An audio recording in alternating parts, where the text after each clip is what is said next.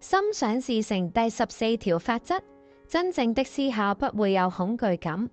如果心中有煩惱或者產生恐懼感嘅時候，表示你唔係真正咁思考緊事情，因為真正思考嘅時候係唔會有恐懼感嘅。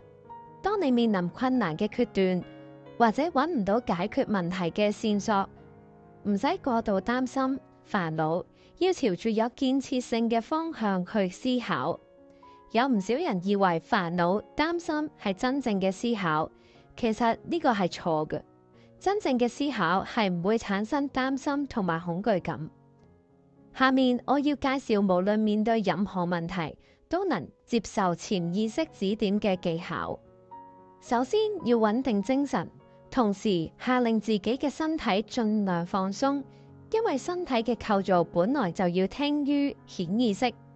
肉體沒有意志、主動性同埋自我意識嘅知性，係好似記錄你信念同埋意象嘅唱盤咁。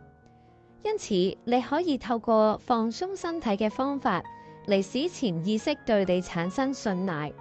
潛意識只有喺佢認為被人尊重嘅時候，先會發揮功能俾你幫助。呢個相當重要嘅。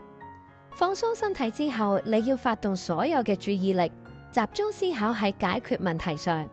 你要盡量利用顯意識努力咁去解決佢，同時想象如果問題解決，你將會有極一開心，並進一步去享受問題解決嘅時候嗰種感覺。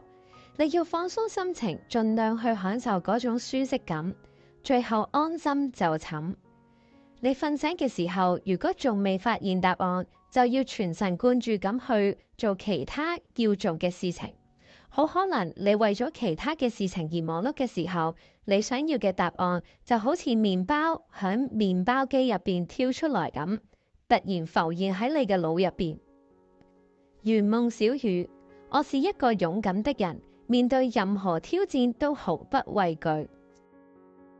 如果你聽完呢條法則有任何心想事成嘅事件發生，記得返嚟留言俾我，仲有 like 同 share 俾大家。